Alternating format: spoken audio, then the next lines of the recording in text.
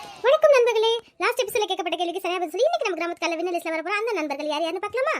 Shanti Sudhan from Malaysia, Maheshani from Madurai, Manimuthu, Mahesh Chandru, Sivakami from Chittu, Rengasamy Kokila from Sri Lanka, Pammal Ravi, Rajasri and Shalini Mahi. வாழ்த்துக்கள் நண்பர்களே.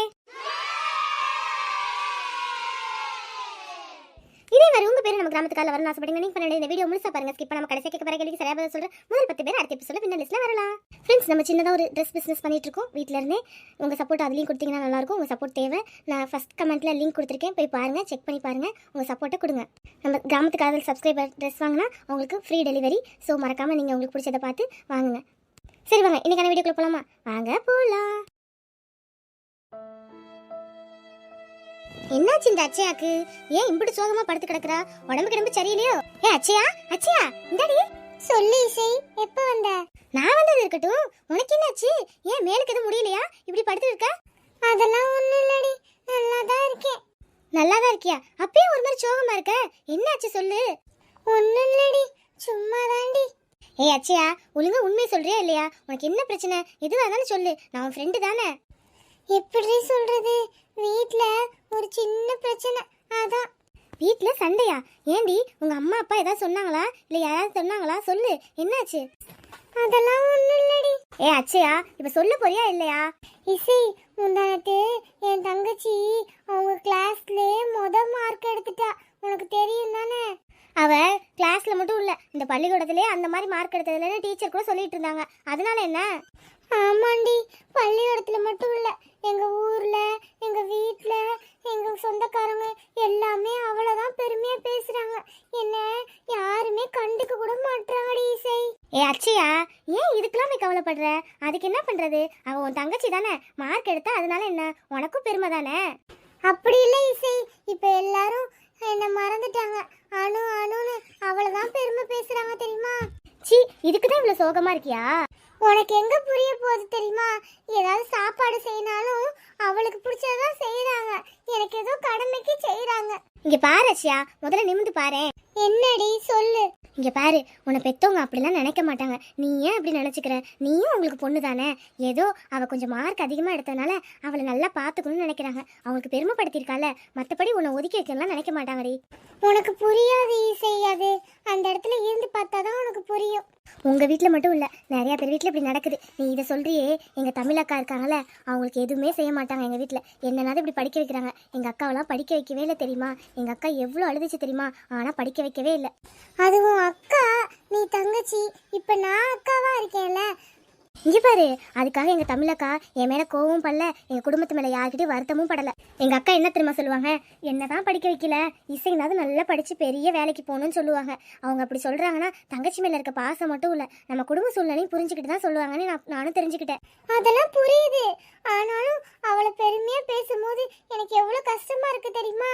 அப்ப நீயும் படிச்சு மார்க் எடு, உன்னையும் நல்லா பேசுவாங்க. அதான் எங்க வர மாட்டேது, மண்டையில ஏறி தொலைய மாட்டேது எதுவுமே. இங்க பாரு, அதெல்லாம் ஒன்றும் இல்லை, உன்னால முடிஞ்சதை படி. எல்லாருக்குமே எல்லாமே வந்துருமா? உனக்கு இருக்கிற திறமை அவளுக்கு இருக்காது, அவளுக்கு இருக்கிற திறமை உனக்கு இருக்காது. அப்படிதான் சரியா? இதுக்காக நீ இப்படி சோர்ந்து போய் உட்காந்துட்டேன்னா அப்புறம் உன் தங்கச்சி மேல உனக்கு வெறுப்பே வந்துடும் தெரியுமா? அக்கா அக்கா, என்ன அம்மா கொல்கட்டை செஞ்சு கொடுத்துருக்காங்க, என்கிட்ட தான் கொடுத்துருக்காங்க. மதியம் சாப்பாடு பெல் அடிச்சோன்னே நீ என் கிளாஸுக்கு வாக்கா, நான் உனக்கு தரேன் சரியா? மிஸ் வந்துருவாங்க, நான் போறேன், மறந்துடாத. நம்ம 2 பேரும் சேர்ந்து கொல்கட்டை சாப்பிடலாம், நான் போறேன். பாத்தியா, அவ எவ்வளவு பாசமா உனக்கு வந்து தரா. அவளுக்கு அப்படி நினைச்சிருந்தானா உன்கிட்ட வந்து பேசணும்னு இருக்கா சொல்லு? நீ இந்த கவலைப்பட்டுட்டு உட்காந்துருக்க. புரியுது இசை, என் தங்கச்சி மேல எனக்கு கோவம்லாம் இல்ல. எல்லாரும் அவளை பத்தி பெருமையா பேசவும் நம்மளை பேசலேங்கிற வருத்தம் தான். நீ நம்ம தங்கச்சி இவ்வளவு பெருமையா பேசுறாங்கன்னு நினைச்சு பாரு. நீ அதை வருத்தப்படுற? நம்ம தங்கச்சியால முடிஞ்சிருக்கே, இந்த பள்ளிக்கூடத்திலேயே அவ நல்ல மார்க் எடுத்திருக்காருன்னு நினைச்சு பாரு, அப்போ உனக்கு புரியும். ஆமா இசை, உண்மைதான். அவளை மாதிரி இங்க யாருமே மார்க் எடுக்கலன்னு இந்த பள்ளிக்கூடத்திலே சொன்னாங்க. அவ அவ்வளோ நல்லா படிக்கிறான்னு சொன்னாங்க. எனக்கு நினைக்கும் போது சந்தோஷமா தான் இருக்கு. உன்கிட்ட வந்து இந்த ஸ்கூல்லே நல்ல மார்க் எடுத்தாலே அவளோட அக்கா தானே நிறைய பேர் கேக்குறாங்களே, அதுவே உனக்கு பெருமை தானடி. ஆமா இசை, ரொம்ப தேங்க்ஸ் டி, நீ எனக்கு நல்லாவே புரிய வச்சுட்ட. இல்ல இல்லைன்னா என் தங்கச்சி மேலே எனக்கு வெறுப்பு வந்தாலும் வந்திருக்கும். இப்போ புரியுது, அவள் என் தங்கச்சி. எனக்கு ரொம்ப பெருமையாக இருக்கு அவள் மார்க் எடுக்கிறது. நானும் முடிஞ்ச வரைக்கும் மார்க் எடுத்து எங்கள் வீட்டில் கொண்டு போய் காட்டுவேன். அவ்வளோதான். இதெல்லாம் எங்கள் அக்காட்ட இருந்து தான் கற்றுக்கிட்டேன் தெரியுமா. எங்கள் அக்கா எவ்வளோ தெரியுமா நல்லவ. அவள் எனக்காக எல்லாத்தையும் விட்டு கொடுத்துருக்கா. எனக்கு ரொம்ப சந்தோஷம். இப்போ எங்கள் அக்காவும் என் குடும்பமும் ஒன்று சேர்ந்துட்டாங்க. இப்போ எங்கள் அக்காவுக்கு கல்யாணம்டி. நான் சொல்கிறேன், நீ குடும்பத்தோட வா சரியா? சரிடி சரிடி, தமிழக்கா கல்யாணத்துக்கு நானும் வரேன். சரி.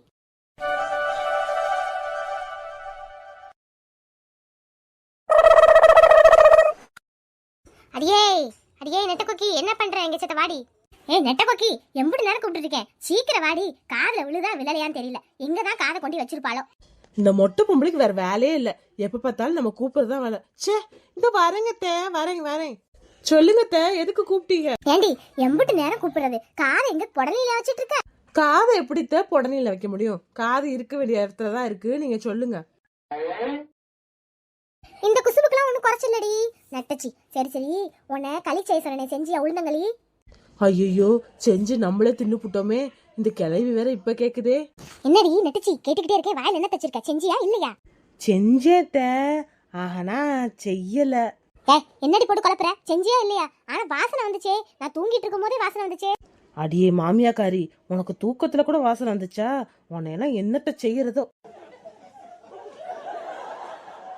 வயசு ஆக மூட்டு வலிலாம் வருதுன்னா உளுந்தங்கஞ்சி செய்ய சொன்னேன். இப்ப எங்க எடுத்துட்டு வாப்போ, சூடா கொஞ்சம் குடிக்கலான்னு இருக்கேன். அது ஒண்ணு இல்லத்த, செஞ்சேன். வெள்ளம் கொஞ்சம் ஜாஸ்தியா போயிடுச்சு. உங்களுக்கு வேற சுகர் இருக்கா? உங்களுக்கு சுகர் இருக்கிறப்ப அவ்வளவு இனிப்பு தரக்கூடாதுன்னு நானே சாப்பிட்டேன். அடியே எவடி சொன்னா எனக்கு சுகர் இருக்குன்னு? நீ வந்து பாத்தியாடி? யாரு சொல்லல. 50 வயசு ஆனா சுகர் வந்துருதுல, அதான் இருக்குமோன்னு நினைச்சேன். அடியே நெட்டக்குக்கி, வர வர உனக்கு வாய் நீடுதுடி. என்னை பார்த்தா என்ன சுகர் பேஷண்ட் மாதிரியா இருக்கு? நானா அந்த காலத்துல இருந்தே நல்லா சாப்பிட்டு வளர்ந்தவ. எனக்கு கண்ட நோயெல்லாம் வராது. ஆளை பாரு, உனக்கு வேணா இருக்கும், போய் செக்அப் பண்ணி பாரு. கிளவி உசாராதான் இருக்கு. சொன்ன வேலையை செய்யாம விட்டுட்டு என்ன நோயாளியாக்குறியா? வர வர உனக்கு திமிர் ஜாஸ்தி தான். இரு, என் மாவே போன் பண்ணிட்டோம், உனக்கு வச்சுக்கிறேன் ஆப்பு. மருமக இவ்வளவு போய் கொண்டு வந்துட்டான். இப்ப என்னத்த, நானும் புள்ள தச்சு தானே, எனக்கும் உடம்பு ஆரோக்கியமா இருக்கும்ல, அதனாலதான் சாப்பிட்டேன். இப்ப என்ன ஆகுறீங்க? ஆமா அதிசயமா புள்ள பக்கற அதிசயமா. இரு இன்னும் 10 நாளா 15 நாளா தானே. புள்ள வெளியே வந்ததுக்கு அப்புறம் என்ன திங்கிறேன்னு நானும் பாக்குறேன். ஏன் இப்படிலாம் பேசுறீங்க? உங்களுக்கு வேணா செஞ்சு தரேன், விடுங்க. சரி, உங்க மாவனுக்கு போன் போட்டு வர சொல்லலாம்ல. இன்னும் கொஞ்சம் நாள்ல புள்ள பிறக்க போகுது. அவர் இன்னும் வராம இருந்தா இதெல்லாம் நியாயமாத்த? அவன் இங்க வந்து உன் பிரசவத்தை பாத்துக்கிட்டா சோறு யார் போடுவா? நீ என்ன உங்க அப்பா வீட்டு கம்பெனில வேலை பாக்குறான், இஷ்டத்துக்கு அனுப்ப. நீ புள்ள பேக்கறன்னு சொல்லி போப்பான்னு சம்பளத்தை கொடுத்து அனுப்புற. அவனே வெளிநாட்டுல என்ன கஷ்டப்பட்டுட்டு இருக்கானோ, இதுக்காக வருவானா என்ன? என்னமோ அதிசயமா நீ மட்டும் தான் புள்ள பேக்கற மாதிரி.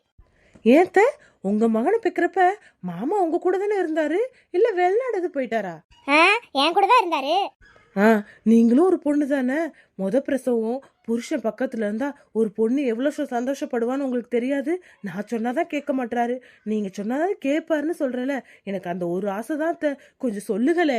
இங்க பாரு, மறுபடியும் உன்கிட்ட சொல்லிட்டு இருக்க முடியாது சரியா? உன் வீட்லயும் யாரும் இல்ல உன்னை பாத்துக்க, நான் தான் பாத்துக்கிட்டு ஆகணும் சரியா? புள்ளைய பெத்தமா வீட்டுக்கு வந்தமா வளர்த்தமான இருக்கணும். அவன் வரட்டும்னா அவன் வர வரைக்கும் புள்ள பெக்காம இருந்துக்க. புள்ள வயிற்றுக்குள்ளே இருந்துருமா என்ன சரியா? பிறக்கிற நேரத்துல அது பிறக்கும், அதுக்குன்னு அவன் வரலாம் முடியாது சரியா? அதை நாங்களாம் இல்லையா, நாங்க பாத்துக்கிறோம். நீ போய் வேலையை பாரு. சே, இதெல்லாம் ஒரு பொம்பளையா? இதுகிட்ட போய் நம்ம சொன்னோம் பாரு, என்ன சொல்லணும்? நான் கட்டிட்டு வந்ததும் சரியில்லை, இங்க இருக்கிறதும் சரியில்லை, எல்லாம் என் தலையெழுத்து. இந்த காலத்து பிள்ளைங்க எதுக்கெல்லாம் ஆசைப்படுதுன்னு பாரு. பிரசவ வரக்குள்ள புருஷனை கூட்டிட்டு போகணும்னு நினைக்குதுங்க. என்ன உலகமோ, எங்க போயிட்டு இருக்கோ.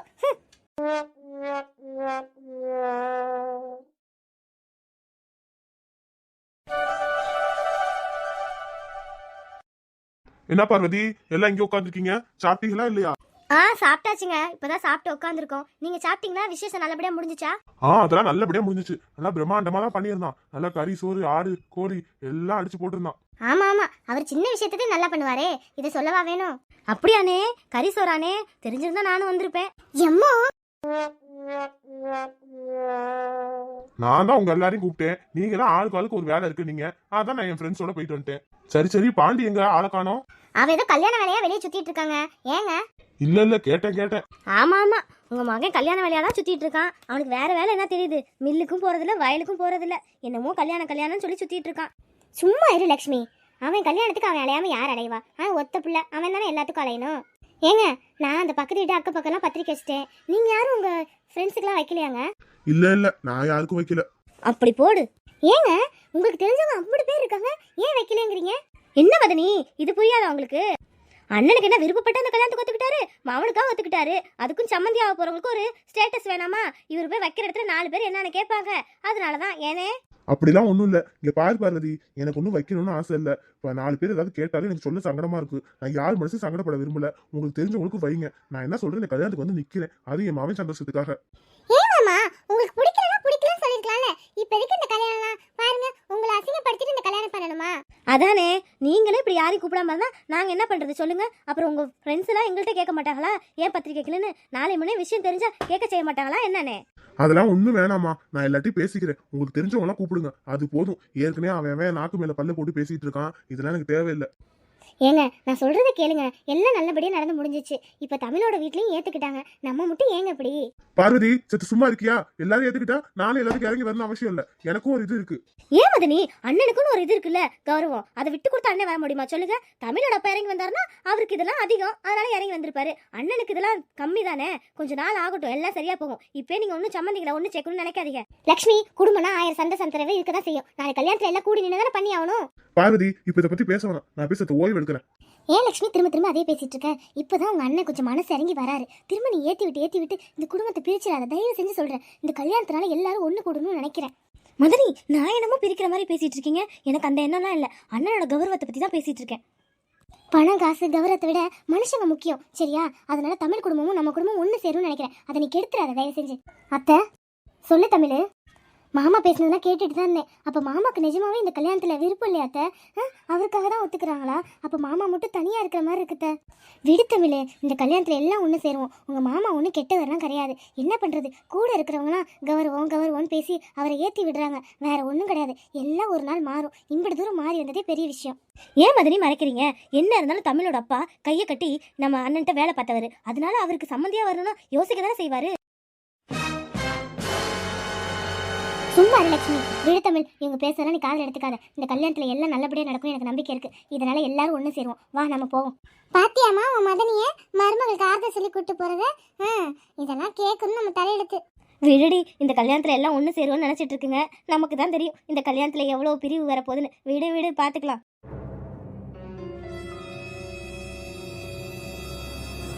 ஹாய் ஃப்ரெண்ட்ஸ், நம்ம திவி ஃபேஷன் ஒரு சேனல் ஆரம்பிச்சிருக்கேன், ஏற்கனவே சொன்னேன். அதோட லிங்க் ஃபஸ்ட் கமெண்ட்டில் கொடுக்குறேன். நீங்கள் அதுக்கும் சப்போர்ட் பண்ணுங்கள் ஃப்ரெண்ட்ஸ். தயவு செஞ்சு உங்களோட சப்போர்ட் அதுக்கு எனக்கு முக்கியம். அதில் நீங்கள் ட்ரெஸ் செலக்ட் பண்ணி வாங்கிக்கோங்க. நம்ம கிராமத்துக்கார சப்ஸ்கிரைபருக்காக ஒரு ஆஃபரும் போயிட்டுருக்கு. பை 1 get 1 கூட போயிட்டுருக்கு. நீங்கள் சப்போர்ட் பண்ணி ஃபஸ்ட் டைம் நம்ம கிராமத்துக்கார சப்ஸ்கிரைபராக இருந்தீங்கன்னா இந்த ஆஃபர் உங்களுக்காக. தயவு செஞ்சு அந்த சேனலை கிளிக் பண்ணி சப்போர்ட் பண்ணுங்கள் ஃப்ரெண்ட்ஸ். உங்களுக்கு நியூ கலெக்ஷன்லாம் வேணும்னா ஸ்க்ரீனில் தெரியிற நம்பருக்கு வாட்ஸ்அப் பண்ணி கலெக்ஷனை என்கொயரி பண்ணிக்கலாம். உங்கள் சப்போர்ட் ரொம்ப முக்கியம். Thank you friends. ஹாய் ஃப்ரெண்ட்ஸ், எபிசோட ஃபுல்லாக பார்த்தீங்கன்னா ஸ்கிப் பண்ணாமல் இன்னைக்கான கேள்விக்கு போயிடலாமா? இன்னைக்கான கேள்வி என்னன்னா, அக்ஷயாவோட தங்கச்சி பேர் என்ன? இன்னைக்கு எபிசோடில் வந்த அக்ஷயாவோட தங்கச்சி பேர் என்ன? கரெக்டான பதில் அனுப்புகிற முதல் 10 பேர் அடுத்த எபிசோடில் வின்னர் லிஸ்ட்டில் வரலாம். பதிலோட சேர்த்து உங்கள் அழகான பேரையும் அழகான ஊரையும் மென்ஷன் பண்ணுங்கள். இந்த வீடியோ பிடிச்சிருந்தா லைக் பண்ணுங்கள், ஷேர் பண்ணுங்கள், சப்ஸ்கிரைப் பண்ண பார்த்துட்டு இருந்தால் சப்ஸ்கிரைப் பண்ணுங்கள். நம்ம திவி ஃபேஷன்ஸ் சேனலையும் கொஞ்சம் சப்போர்ட் பண்ணுங்கள். Thank you, bye, love you all.